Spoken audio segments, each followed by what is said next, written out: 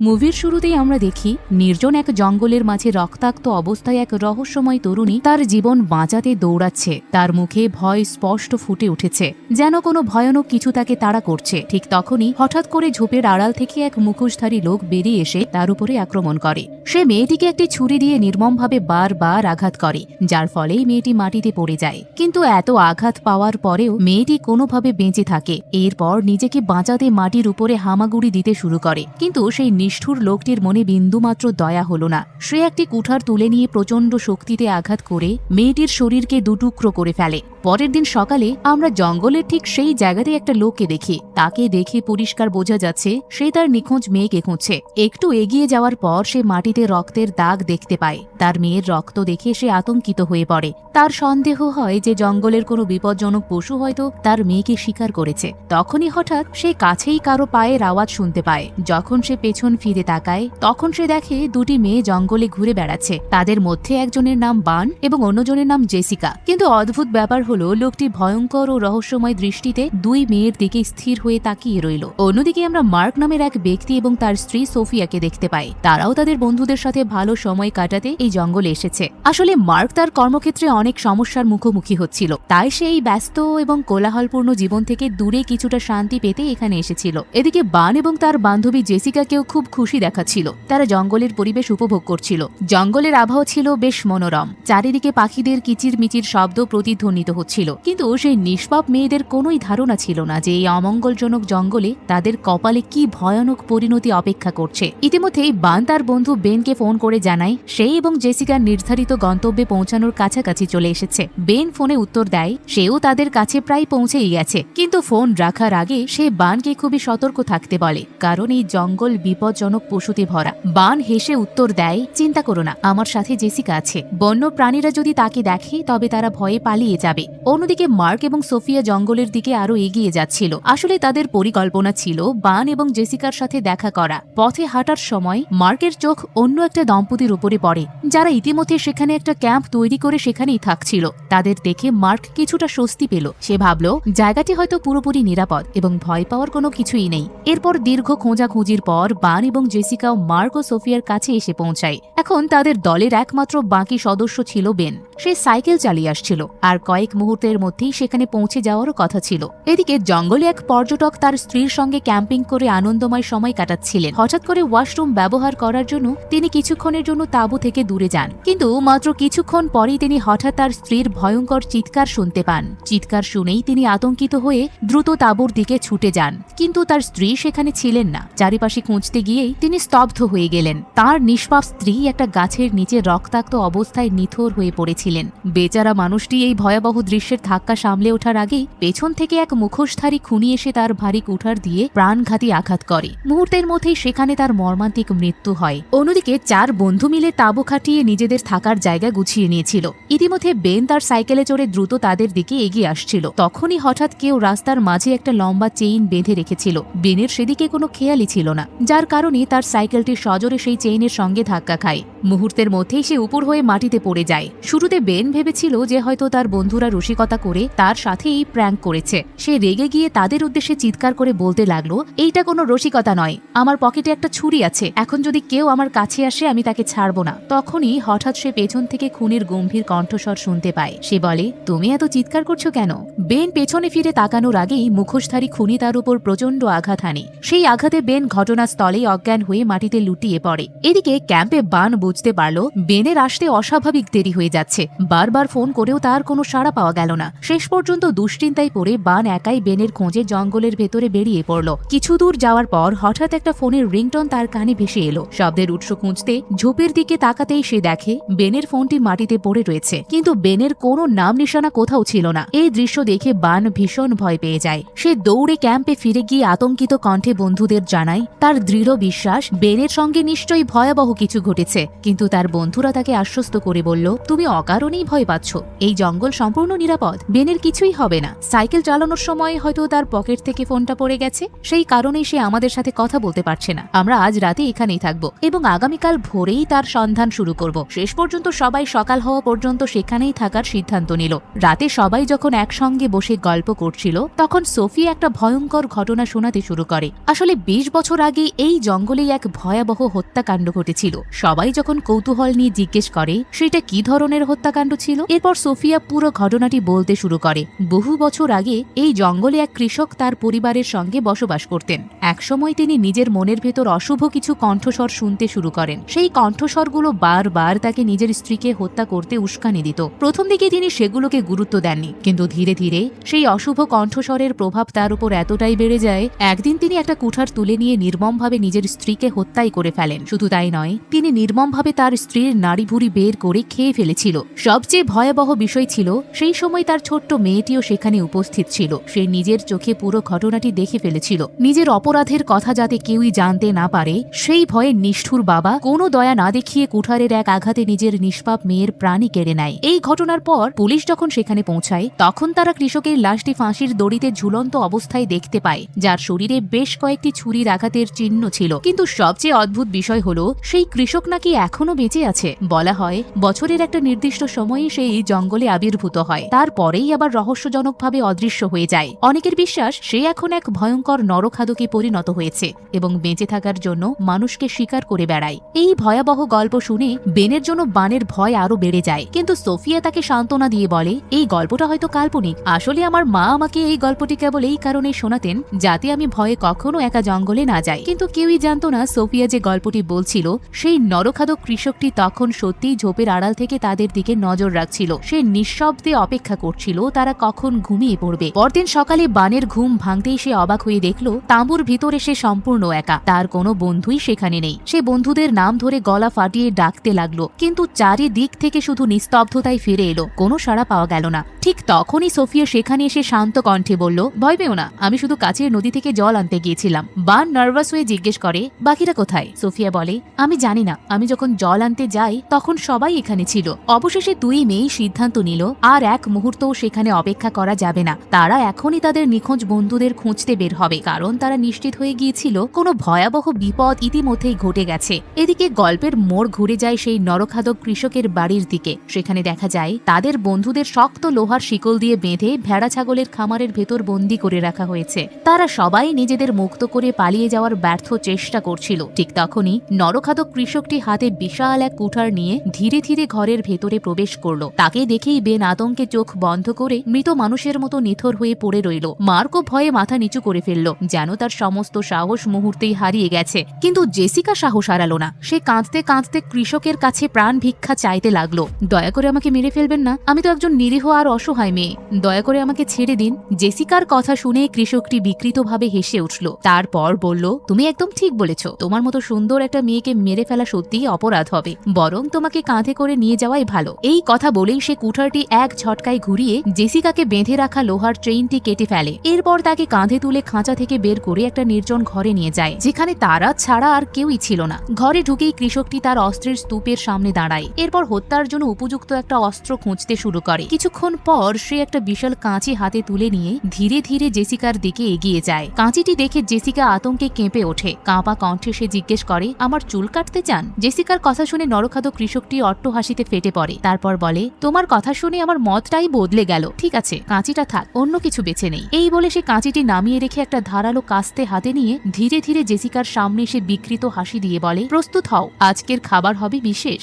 Jessica কিছু বুঝে ওঠার আগেই কৃষকটি তার উপর নৃশংসভাবে হামলা চালায়। এরপর সেখানে এমন এক ভয়াবহ ঘটনা ঘটে যা দেখলে যে কেউই শিউরে উঠবে। এরপর নরখাদক কৃষকটি আবারও খাঁচার দিকে ফিরে এসে দরজাটি খোলে। সবকিছু দেখে বেন বুঝতে পারে এবার হয়তো তারই পালা। সে নিজের সমস্ত শক্তি দিয়ে লোহার চেইনের বাঁধন থেকে নিজেকে মুক্ত করতে সক্ষম হলো। মাটিতে পড়ে থাকা খুনের কুঠারটি হাতে তুলে নিয়ে বেন প্রতিশোধের আগুনে জ্বলতে জ্বলতে নিঃশব্দে তার পিছু নিল। ইতিমধ্যে নরখাদক খুনি মার্ককে একটা চেয়ারের সঙ্গে শক্ত করে বেঁধে রেখেছিল। হাতে কুঠার নিয়ে সে ধীরে ধীরে মার্কের সামনে এসে দাঁড়ায়। মার্ক কাঁদতে কাঁদতে প্রাণ ভিক্ষা চায়, কিন্তু নিষ্ঠুর খুনির মনে কোনো দয়া জাগলো না। মুহূর্তের মধ্যেই সে মার্ককে নির্মমভাবে হত্যা করে। হত্যার পর নিজের শিকারদের দেহাবশেষ বড় বড় কাঁচের জারে সংরক্ষণ করে রাখত। এই দৃশ্যটি দৃশ্যটা দেখেই বোঝা যায় যে কতটা নিষ্ঠুর নরখাদক সে হয়ে উঠেছিল। এদিকে বেন সেই অভিশপ্ত বাড়ি থেকে বের হওয়ার পথ খুঁজছিল। সে চুপি চুপি একটা নির্জন ঘরে পৌঁছায়, যেখানে সে একটা আলমারি দেখতে পায়। আলমারিটা খুলতেই সে স্তব্ধ হয়ে যায়। আলমারির প্রতিটি তাক মানুষের দেহাবশেষ রাখা কাঁচের জারে পরিপূর্ণ ছিল। বেন যখন পরীক্ষা করার জন্য একটা কাঁচের জার হাতে তুলে নিল, ঠিক তখনই কাছাকাছি খুনির পায়ের শব্দ তার কানে ভেসে এলো। মুহূর্তের মধ্যেই সে জারটি রেখে নিঃশব্দে সেখান থেকে সরে যায়। আরো কিছু দূর এগিয়ে সে একটা বড় ট্রাঙ্ক দেখতে পায়। ট্রাঙ্কের ভেতর থেকে কারো ছটফটানি আর অসহায়ভাবে সাহায্য চাওয়ার শব্দ ভেসে আসছিল। বেন যখন সেটি খুলতেই যাবে, ঠিক তখনই আবারও খুনির পদশব্দ শুনতে পায়। এক মুহূর্তও দেরি না করে সে কাছেই গিয়ে লুকিয়ে পড়ে। কিছুক্ষণের মধ্যেই খুনি ঘরে ঢুকে পড়ে। ট্রাঙ্কের ভেতর থেকে ভেসে আসা গোঙানির শব্দে বিরক্ত হয়ে খুনি কুঠার দিয়ে ট্রাঙ্কটির উপর কয়েকটি জোরালো আঘাত করে। এরপর ভেতর থেকে আর কোনো শব্দ শোনা যায়নি। বেন তখন খুব কাছেই লুকিয়েছিল। সে জানত সামান্যতম নড়াচড়া করলেই খুনি তাকে দেখে ফেলবে। তাই খুনি ঘর ছেড়ে চলে না যাওয়া পর্যন্ত সে নিঃশ্বাস বন্ধ করে একদম স্থির হয়ে অপেক্ষা করতে লাগলো। খুনি চলে যাওয়ার পর বেন ট্রাঙ্কটি খুলে হতবম্ব হয়ে যায়, কারণ ট্রাঙ্কের ভেতরে ছিল সেই নারী পর্যটক যিনি জঙ্গল থেকে রহস্যজনকভাবে নিখোঁজ হয়ে গিয়েছিলেন। কিন্তু দুর্ভাগ্যজনকভাবে তখন তিনি আর বেঁচে ছিলেন না। ঠিক সেই মুহূর্তেই বেনের মনে হলো খুনি আবারও তার দিকেই এগিয়ে আসছে। নিজের প্রাণ বাঁচাতে সে দৌড়ে পালানোর চেষ্টা করে, কিন্তু দুর্ভাগ্যবশত সামনে ছিল একটা বন্ধ দেয়াল, আর ঠিক তার পেছনেই দাঁড়িয়ে ছিল সেই নরখাদক খুনি। বেনের দিকে তাকিয়ে খুনি বিকৃত হাসি দিয়ে বলে, আমি তোমাকে ধরে ফেলেছি, তবে তোমাকে আমি কুঠার দিয়ে মারবো না। এই কথা বলেই সে তার বিশাল হাত দিয়ে বেনের মুখে প্রচন্ড একটা ঘুষি মারে। সেই প্রচন্ড আঘাতে বেন ভারসাম্য হারিয়ে মাটিতে লুটিয়ে পড়ে। মুহূর্তের মধ্যেই তার চোখের সামনে সবকিছু অন্ধকার হয়ে যায়। এদিকে দীর্ঘ খোঁজাখুঁজির পর অবশেষে বান এবং সোফিয়া খুনির বাড়িতে এসে পৌঁছায়। তারা ভেবেছিল এটি কোনো সাধারণ মানুষের বাড়ি, তাই তারা সাহায্যের আশায় ভেতরে ঢুকে পড়ে। কিন্তু ভেতরে ঢুকতেই তারা এক অদ্ভুত দৃশ্য দেখতে পেল। বাড়িটি সম্পূর্ণ পরিত্যক্ত। দেখে মনে হচ্ছিল বহু বছর ধরে সেখানে কোনো মানুষের পাই পড়েনি। দীর্ঘ পথ পাড়ি দিয়ে আসায় দুই মেয়ে ক্লান্ত হয়ে পড়েছিল। তারা কিছুক্ষণ সেখানে বসে পরবর্তী পদক্ষেপ নিয়ে ভাবতে থাকে। ঠিক তখনই বান সোফিয়াকে বলে, তুমি এখানেই নিরাপদে বসে থাকো, আমি বাইরে গিয়ে মোবাইলের নেটওয়ার্ক খুঁজে দেখি, যদি নেটওয়ার্ক পাই তাহলে কাউকে ফোন করে সাহায্য চাইব। সোফিয়া যখন বাড়িতে একা বসেছিল তখন সে একটা অদ্ভুত শব্দ শুনতে পেল।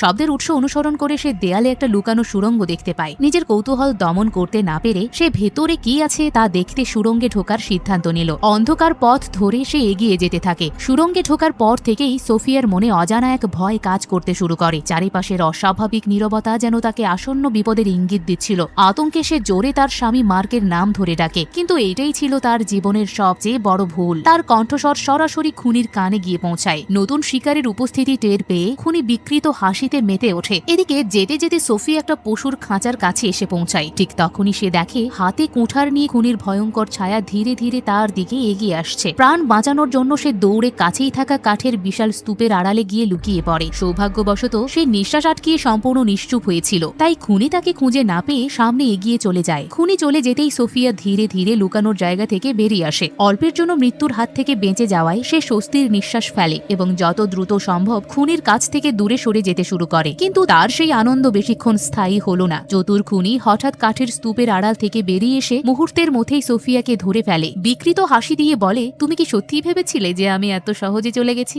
এই কথা বলে সে অস্ত্র তুলে সোফিয়ার উপরে নির্মমভাবে আক্রমণ করে। সেই আকস্মিক হামলার সামনে সোফিয়া আর নিজেকে রক্ষা করতে পারল না। এভাবেই করুণ পরিণতির মধ্য দিয়ে সোফিয়ার জীবনের সমাপ্তি ঘটে। ঠিক সেই মুহূর্তে বান বাড়ির কাছাকাছি ছিল। হঠাৎ করে বান সোফিয়ার হৃদয় বিদারক চিৎকারটা শুনতে পায়। শব্দের উৎস খুঁজতে সে পা টিপে টিপে সামনে এগিয়ে যায়, কিন্তু সামনে যে দৃশ্যটি দেখল তাতে আতঙ্কে তার শরীর কেঁপে উঠল। খুনি সোফিয়ার নিথর দেহ টেনে নিয়ে যাচ্ছিল। দৃশ্যটি দেখে বান দ্রুত কাছের একটা আড়ালে লুকিয়ে পড়ে, যাতে খুনির নজর না পড়ে। কিছুক্ষণ পর সাহস করে সে আবারও উঁকি দেয়। তখন বান দেখে খুনি তার ভয়ঙ্কর কাজে ব্যস্ত। ঠিক সেই সময় খুনির মনে হলো কেউ যেন তাকে নজরদারি করছে। সন্দেহ হওয়া মাত্রই সে দ্রুত দরজার দিকে এগিয়ে গেল। সবচেয়ে বড় সমস্যা ছিল বান ঠিক দরজার পাশেই লুকিয়েছিল। সামান্যতম নড়াচড়া করলেই খুনি তাকে ধরে ফেলত। তাই সে নিঃশ্বাস বন্ধ করে একেবারে নিশ্চুপ হয়ে রইল। সৌভাগ্যবশত খুনি তাকে খুঁজে পেল না। কিছুক্ষণ চারিপাশে তাকিয়ে সে আবারও আগের কাজে ফিরে যায়। মাত্র কয়েক মুহূর্ত কেটেছে। এমন সময়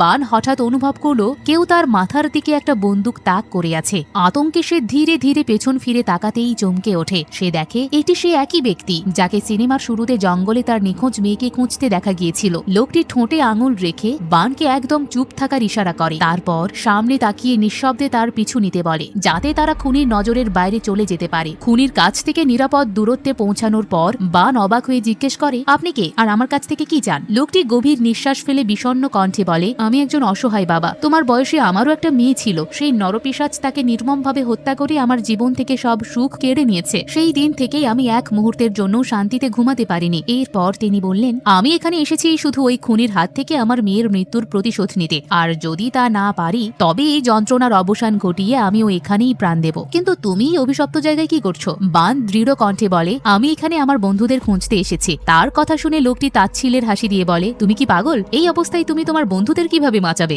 এতক্ষণে তারা হয়তো আর বেঁচেও নেই। এখন তোমার একটাই কাজ হবে, যত দ্রুত সম্ভব এখান থেকে পালিয়ে যাওয়া আর নিজের জীবন বাঁচানো, না হলে তোমার পরিণতিও তাদের মতোই হবে। কিন্তু বান একটু পিছু হটল না। দৃঢ় কণ্ঠে সে বলে, আমার বন্ধুদের না দেখে আমি এখান থেকে এক পাও নড়ব না। বানের অটল সাহস দেখে লোকটি কিছুক্ষণ নীরব হয়ে রইল, তারপর গভীর নিঃশ্বাস ফেলে বলে, ঠিক আছে, আমি তোমাকে সেই জায়গায় নিয়ে যাব যেখানে খুনি তার শিকারদের বন্দী করে রাখে। সেখানে গিয়েই তুমি জানতে পারবে তোমার বন্ধুরা এখনো বেঁচে আছে নাকি তারা সেই নরখাদকের শিকার হয়ে গেছে। ঠিক সেই মুহূর্তেই হঠাৎ করে খুনি তাদের সামনে এসে হাজির হয়। তাকে দেখা মাত্রই দুজন প্রাণ বাঁচাতে দৌড়ে বাড়ির একটা ঘরে ঢুকে দরজাটি ভেতর থেকে বন্ধ করে দেয়। খুনি যাতে ভেতরে ঢুকতে না পারে সেজন্য লোকটি নিজের সমস্ত শক্তি দিয়ে দরজাটি চেপে ধরে দাঁড়িয়ে থাকে। এরপর সে নিজের বন্দুকটি বানের হাতে দিয়ে বলে, এতে মাত্র একটা গুলি আছে, ভুলেও গুলিটি নষ্ট করো না। এদিকে খুনি দরজার ওপাশ থেকে একের পর এক আঘাত করতে লাগলো। প্রতিটি আঘাতে দরজাটি যেন ভেঙে পড়ার উপক্রম হচ্ছিল। পরিস্থিতি আরো ভয়াবহ হয়ে উঠতে দেখে লোকটি বানের দিকে তাকিয়ে বলে, তুমি এখান থেকে পালিয়ে যাও, ওকে আমি সামলে নেব।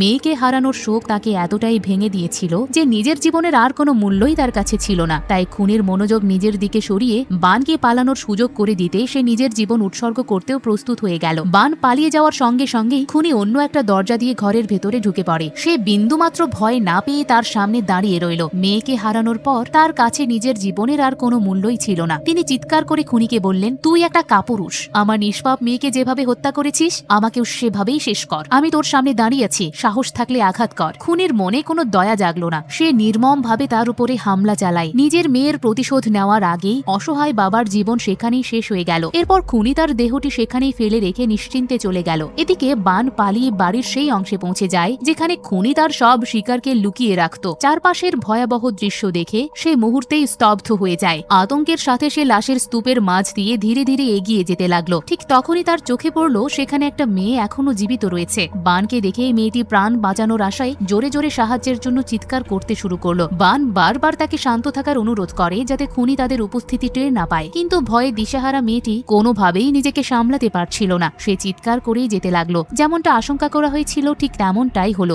নরখাদক খুনি ঘরের ভেতরে ঢুকে পড়ে। বান এক মুহূর্ত দেরি না করে পেছনের দরজা দিয়ে পালিয়ে যায়। খুনিকে নিজের দিকে এগিয়ে আসতে দেখে সে বন্দুক তাক করে। শেষ গুলিটি ছোড়ার জন্য সে প্রস্তুত হয়ে যায়, কিন্তু ধূর্ত খুনি মুহূর্তের মধ্যেই আক্রমণ এড়িয়ে গেল। বান গুলি চালানোর আগেই তার উপরে ঝাঁপিয়ে পড়ে। প্রচন্ড আঘাতে বান মাটিতে লুটিয়ে পড়ে। এরপর খুনি পকেট থেকে একটা ধারালো অস্ত্র বের করে তার দিকে এগিয়ে যায়। ঠিক সেই সংকটময় মুহূর্তে সবাই যাকে মৃত ভেবেছিল সেই বেন সেখানে এসে হাজির হয়। নিজের জীবনের কথা না ভেবে সে বানকে বাঁচানোর জন্য খুনির উপরে ঝাঁপিয়ে পড়ে, কিন্তু নরখাদক খুনি ছিল অনেক বেশি শক্তিশালী। অল্প সময়ের মধ্যেই সে বেনকে কাবু করে ফেলে এবং নির্মমভাবে তার উপরে আক্রমণ চালায়। প্রচন্ড আঘাতে বেন রক্তাক্ত হয়ে মাটিতে লুটিয়ে পড়ে, কিন্তু এই সংঘর্ষটাই বানকে একটা শেষ সুযোগ এনে দিল। সে মাটিতে পড়ে থাকা বন্দুকটি তুলে নিয়ে স্থিরভাবে নিশানা করে শেষ গুলিটি খুনির দিকে ছুড়ে দিল। গুলিবিদ্ধ হয়ে খুনি মাটিতে লুটিয়ে পড়ে। অবশেষে সেই নরপিশাচের আতঙ্কের অবসান হলো। এভাবেই তারা চিরতরে তার কবল থেকে মুক্তি পায়। খুনি নিস্তেজ হয়ে পড়তেই বান ছুটে গেল তার বান্ধবী জেসিকার খোঁজে, কিন্তু সেখানে গিয়ে যে দৃশ্যটি দেখলো তা মুহূর্তের মধ্যেই তার হৃদয় ভেঙে দিল।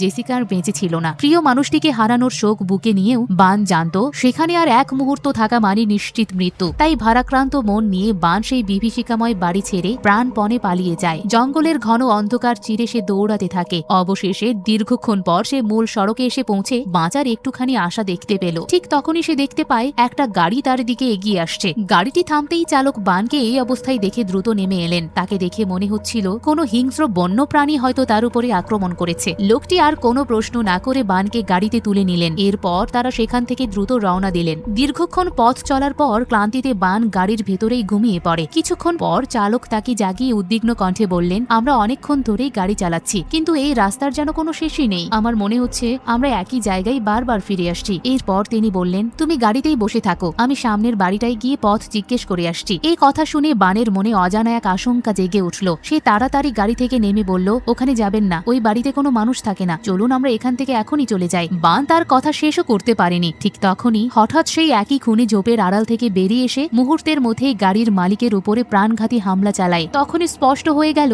গুলি লাগার পরও সে বেঁচেছিল। পরিস্থিতি বুঝে বান দৌড়ে গাড়ির ভেতরে উঠে ইঞ্জিন চালু করার চেষ্টা করে, কিন্তু তখনই সে বুঝতে পারল গাড়ির চাবিটি মৃত চালকের কাছেই রয়ে গেছে। ঠিক সেই মুহূর্তে খুনি গাড়ির দরজা খুলে বিকৃত হাসি দিয়ে বলে, এবার আর আমার হাত থেকে পালাতে পারবে না। প্রাণ বাঁচানোর শেষ চেষ্টায় বান সর্বশক্তি দিয়ে তাকে একটা লাথি মেরে অন্য দরজা দিয়ে গাড়ি থেকে বেরিয়ে পড়ে। এরপর সে প্রাণপণে জঙ্গলের দিকে দৌড়াতে শুরু করে। সৌভাগ্যবশত আগের গুলির আঘাতে খুনি গুরুতর আহত ছিল, তাই বানের মতো দ্রুত দৌড়াতে পারছিল না। দৌড়াতে দৌড়াতে বান পুরনো একটা ভাঙাচোরা বিশাল গাড়ির এক স্তূপের কাছে এসে পৌঁছায়। কিছুক্ষণ পর খুনিও সেখানে এসে তাকে খুঁজতে শুরু করে। সুযোগ বুঝে বান নিঃশব্দে খুনির পেছনে গিয়ে ভারী লোহার রড দিয়ে তার উপরে একের পর এক আঘাত করে। প্রচন্ড আঘাতে খুনি মাটিতে লুটিয়ে পড়ে। কিছুক্ষণের জন্য আর উঠেও দাঁড়াতে পারল না। এক মুহূর্তও দেরি না করে বান পাশের ক্রেনের নিয়ন্ত্রণ লিভারটা টেনে দেয়। মুহূর্তের মধ্যে উপরে ঝুলে থাকা বিশাল গাড়িটি সোজা খুনির উপর আছড়ে পড়ে। এবার আর তার পালানোর কোনো সুযোগ রইল না। অবশেষে সেই নরখাদক খুনির আতঙ্কের রাজত্বের চির সমাপ্তি ঘটে। খুনিকে চিরতরে পরাজিত করার পরও বানের মনে শান্তি ফিরে এলো না। তার মনে হচ্ছিল সেই নরখাদকের আতঙ্ক শেষ হলেও এই অভিশপ্ত জঙ্গলের অশুভ রহস্য এখনো জীবিত। হয়তো এই জঙ্গল ভবিষ্যতেও আরো অনেক নিরপরাধ মানুষকে একই বিভীষিকার মুখোমুখি করবে। আর ঠিক এখানেই শেষ হচ্ছে আজকের এই ভয়ঙ্কর ও রোমাঞ্চকর সিনেমার গল্প।